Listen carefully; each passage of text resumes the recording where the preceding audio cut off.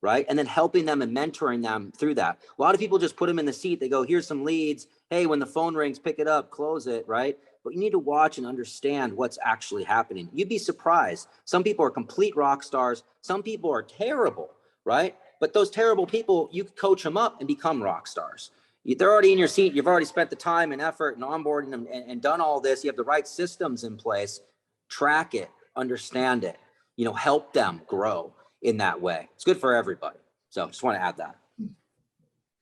Yeah, I think that's a great point about being data driven and then using the data. We have so much data, but it's not about just having it. It's about digging in. Okay, this is the trend. The trend is not closing deals. Okay, but what is underneath that? What's driving that? And then doing that detail review to have that coaching opportunity to create your next rock star. Awesome. So you touched on some growth strategies. Now let's dive into the inverse. Clearly, Blockbuster earned a reputation as one of the biggest failures to innovate in recent history. Their wait and see approach to innovation obviously did not work. Netflix adopted new technology and distribution and changed the game in a matter of months. So how are you seeing this strategy or lack thereof play out in the agency space? What should agents be doing right now to avoid the fate of the Blockbusters of the world? I'll start with that. It's a big question. We've had this question in our industry for many, many years.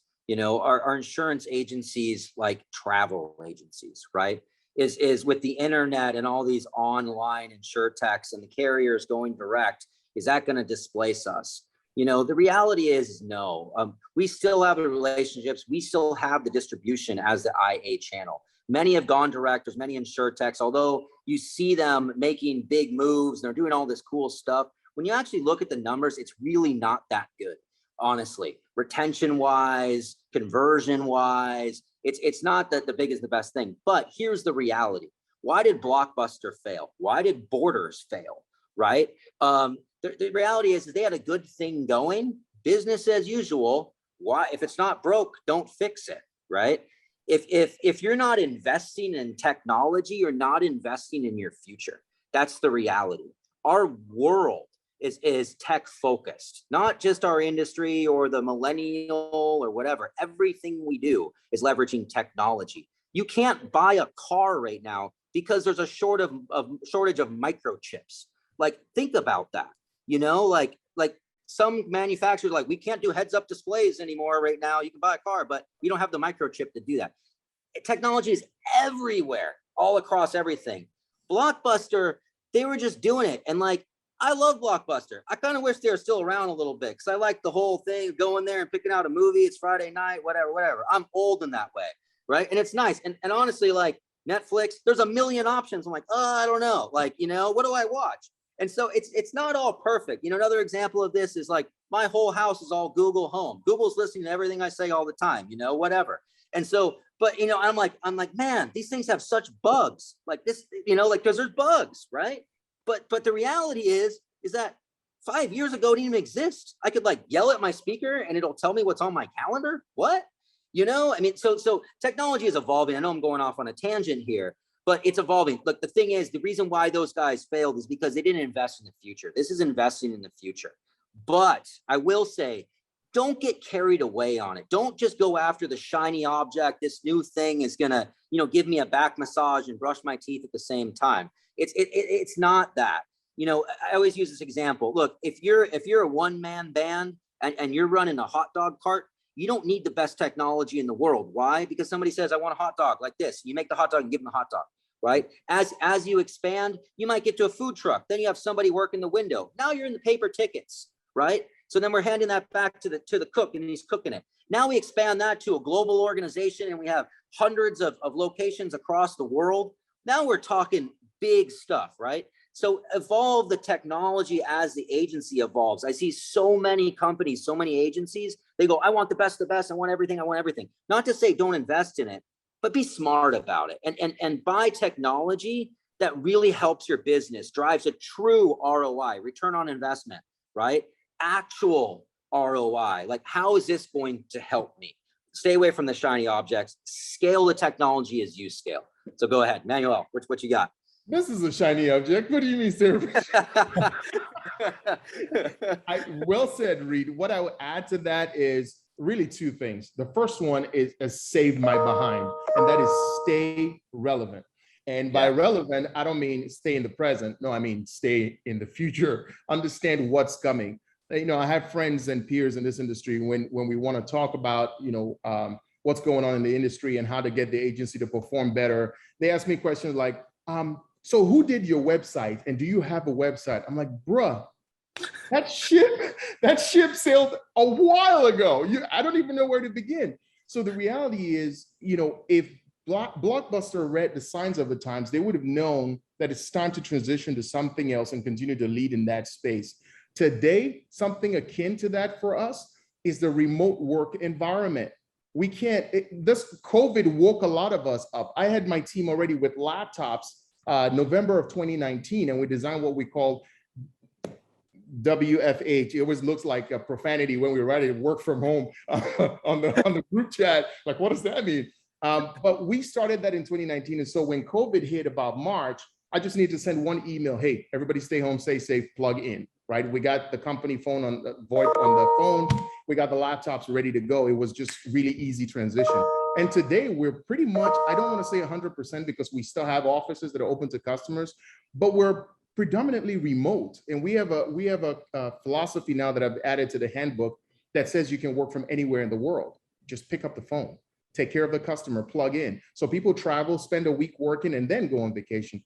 So don't sleep on the remote work environment. Don't wait for pandemic to decide how you launch. But the last thing I must add to staying ahead, just do me a favor, and please remember me the first time you dial this channel, and that is Business XM Radio. They should start cutting me checks for promoting them, because Business XM Radio will save your behind. Authors, presidents, leaders of companies, thought leaders, these guys come on as guests and they give tips about what's happening in other industries and how they impact ours. You will be amazed. I think it's Sirius XM 131 or 134, it has moved, but do me a favor. There's only so many Jay-Z songs you need to learn and Chris Brown, right? They're all over the radio. Switch over to Business XM and one day find me and thank me will change your life. I'm going to add to this conversation some really thought-provoking comments to everything you've said. So I started in the industry in 1985, and I've had this conversation many times. For 30 years, nothing changed. Nothing. I mean that. Nothing changed for 30 years. And in the last 6 years, there have been more changes in the insurance industry as a whole probably even in the last 3 years. I mean, Mark, thank you very much. But so when I listen to this and I think about this, is in the insurance industry, you never really had to think about what was coming. You knew what was coming. You went out and you did a CPP app or you did a BOP, and this was the box, and this is how you did it, and this is the way you did it. And I don't care if the quote was 500 or 5,000 or 500,000. You did every application the same way. You did your business the same way. It still took the same 30, 60, or 90 days to get your quote, depending on. And so it's really interesting to me that the shift of our industry now is on a fast train that moves so quickly that I look at the last 6 years of my career and I go, wow, I feel very fortunate to have been in this period of time. But I think everything that you guys just said is so true. You have to stay relevant in today's world. We have become a global society before my eyes. And, but yet we're so small. So, you can only imagine how many accounts we see on a daily basis at Byberg, okay? And it's amazing to me still to this day that we can get the same account in from 3 different agents, one in Georgia, one in California, and one in Montana, and the business is in New York. So think about that. I look at that stuff every day and I go, wow. And so when you say you have to stay relevant, you have to stay relevant for a variety of ways. And I think it's critically important that if you are developing your agency and really looking towards the future, you have to stay always looking ahead. And so make sure somebody in your agency has that role, plays that role for you. What's coming and what can we change and how do we get there and how do we pass that information down to all of those people who are WFH? That's my opinion. And as a company, I think I bring a different perspective because we are always looking at the 50,000 foot level, always. And I think that we get caught up on our day-to-day activities that we forget sometimes to really figure out where are we going next? What's our next goal? So you're doing, 5 million a year this year. What's your goal for next year? And how do you expect to get there? And how does that happen? And, you don't want to be hiring all the time, but do we have enough to handle all of that internally? And so there's just so much to think about, but you need to have somebody within your agency doing that on a regular basis. That's what I think. Jeannie, I've obviously been in the insurance industry much shorter period of time than you, but I feel like I've been waiting for it. When's it going to change? When's it going to happen? Just in the short period of time. And the reality is the reason why it's happened is because carriers are on board. And you have carriers that years ago, would never wanted to be a part of it. It wasn't their distribution model. Well, guess what? Distribution has changed, and agencies, out there. The one thing, that I feel like I can add here, the competition just isn't in your you're not facing competition just from your local area. There's folks all over the country that are going very deep into different niches, and they're coming for that business. But you have an incredible advantage. We touched on it earlier, being local, being able to build that relationship. And that's what really think you can double down on with the use of technology to continue to maintain those relationships, keep those customers, and continue to grow and tap into the different methods of distribution and where those customers are coming from, because it has shifted. And with all of this, tremendous amount of opportunity here. So. Switch gears a little bit. Let's talk about retention. So you can certainly grow all you want, but if you're losing customers, you're not going to grow your overall book. So customer retention plays a critical role in sustaining a profitable agency. And we often see service used as a differentiator, but why isn't it enough?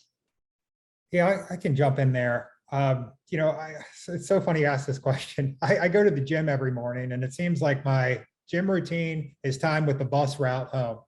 And on the back of this bus, I see, I'm not going to call out any captive agent carrier specifically, but I see this advertisement, and it says, our service is what makes us special. And it burns me up. It's like, service is table stakes, right? It is expected, and you better have good service, or else nobody's going to do business with you. And service isn't just certificates. It isn't just being able to get certificates out to your customer in a timely fashion.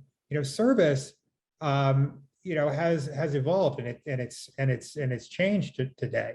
And what it means today is much different than what it was in the past. And it's going beyond just picking up the phone. It's being able to help your customer and stay ahead of what their needs are. And it's what was talked about earlier today in regards to following the customer conversation. Whether it be online, offline, or the like. That is the type of relationship that customers want. If you can provide that, customers are going to stay. And the great thing about insurance, and the reason why I got into it was, wow, you can win a customer 1 year and you stay on, you get paid year after year. You better have those systems in place to be able to do that. So it's just not enough just to have service, but it's what's involved in that service that I really think makes the difference. Emmanuel, I'd love to hear what your thoughts are and what your agency's doing. Yeah, you're exactly right. I learned that many years ago. In our industry, it's one of the ones that I've seen, at least, where what we tend to do is we'll say, hey, here's what this agent is doing. Go do exactly that and you'll be successful. Well, maybe I'm not that guy. Maybe I don't want to do what he's doing. I want to go do my own thing. And so I learned many years ago, it's really important to define your lane. It took me a while to realize that I kept trying to be somebody else and I had to wake myself up. Listen, so I ended up building an agency culture around 4Fs: food, fun, focus, and fire. Right? We love to eat. You can look at our social media for Alpha Direct Agency. We're always eating. We're always having fun, traveling to different countries. We're focused on our goals. Our growth goals are important. And for us, we're passionate about everything we do. So service is not actually a differentiator for us. It's our team culture that's a differentiator. The way we treat our people to make them feel connected to the bigger vision that we have that makes us stand out. On that foundation, we can build everything else. Because today, in reality, there's no growth without retaining customers. And as I started out saying at the introduction, I'm growing and I'm learning at the same time. One of the things that I learned that I wish I executed earlier is a retention department. See, retention used to be an afterthought. And I used to just say, oh, the client renewed, nice. That's good to know and nice to have. No, we actually have to treat renewals like new business. So in my world, we have a renewal team that goes after the renewal business. We markets to the renewal business way ahead of time to try to retain the business. So it's no longer an afterthought. And I think as we've all said earlier, there's no real growth without retaining what you have. Reed, what's your thought on it? Is he there? I think you might have frozen. I think he might have froze up. I'm frozen. Oh, All right, am I there? You got? I'm back. All right. I was just gonna say, I love what Mark said in the beginning of this, is that service is table stakes. And this is where it goes back to kind of the older ways. Technology doesn't solve your relationship. Hope you froze again, Reed. With your customer. It can help with certain types of relationships, but you still need. Cut. Next. Speaking of technology. Go ahead. Actually, I'm going to add to this. So my favorite line that my grandmother ever told me, and this is a great story. God, don't you love all these old time stories? Make sure you close the back door before you open up the front and start shooing the cats in. Isn't that a great line? A great analogy. It is. It seriously is. So here's what I would tell you. As you begin your agency development, make sure that you have exactly what Emmanuel said in place. If you start shooing keep your front door open and don't close the back door, it doesn't matter. It doesn't matter how many you bring in the front door, especially in an agency or in an insurance, in the insurance world, where retention is what builds your culture. It's what builds your client base. It builds who you are and what you're becoming, right? Because without retention, we can go out there and beat up and write policies all day long. But unless you retain the book that you're building and the client base that you have, it doesn't matter, because you're never going to be successful and reach those goals without retention. And so for me, especially at Byberg, we try to find all kinds of programs and ways in which we identify what's going on with our book, what's happening leading up to through the first year. We keep a lot of data on all of that. Once we get past the first year, then how does that look over the next, second year, the life of that policy, the lifetime of your relationship with those clients.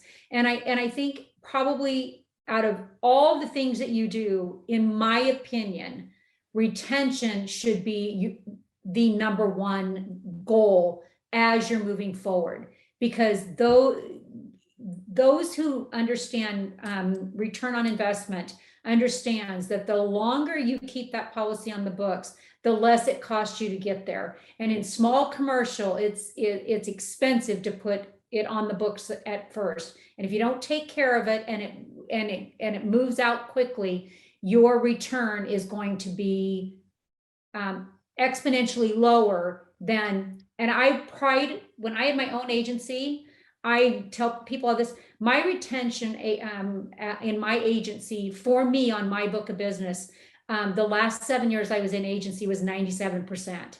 And I tout that because it really gave me on the back end something to sell when I decided to go to work for the company. So that's my opinion. So, I love that. It's so important to have both sides of the coin. I just wanted to acknowledge quick a comment. It's really insightful from Matt Shanahan. So sounds like he had a front row seat to Blockbuster's demise. His father's company supplied a lot of product to Blockbuster, and he kind of saw it happen. Napster was a wake-up call that they did not acknowledge. Redbox was an innovation inside a legacy system. Sound familiar? So he says he's saying the same mistakes made in the insurance industry, so blockchain, smart contracts, in those on the legacy side who aren't innovating, getting kind of steamrolled. I think that's really interesting that those comparisons are so relevant to the work that we're doing.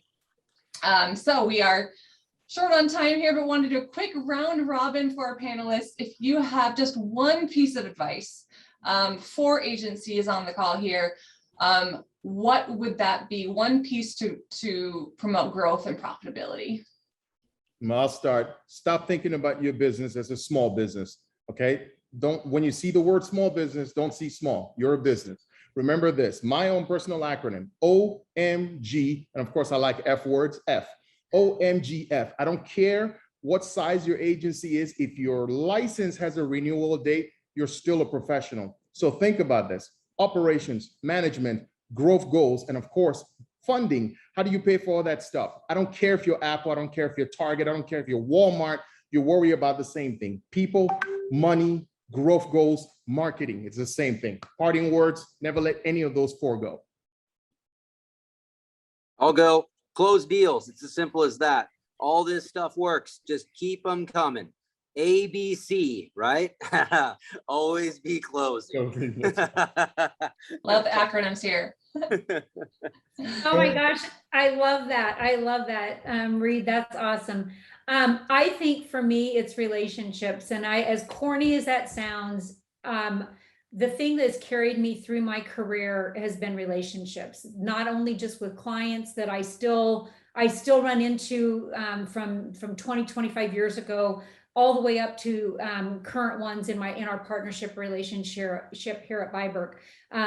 Bold Penguin has been an incredible relationship for Byberg over the last few years. And I think make sure that you take care of those relationships that matter to you, not only in your business, but personally. The growth and when you look back at the end of your career, make sure that what you did impacted somebody, and those always come through your relationships. So that's my insight. Amen. The one thing I have to add here, I'll go a bit of a different route, although I agree with everything that everyone said. One thing is understand what type of business that you're writing. What bucket does it fall into? Is it micro? Is it small? Is it mid? Is it large?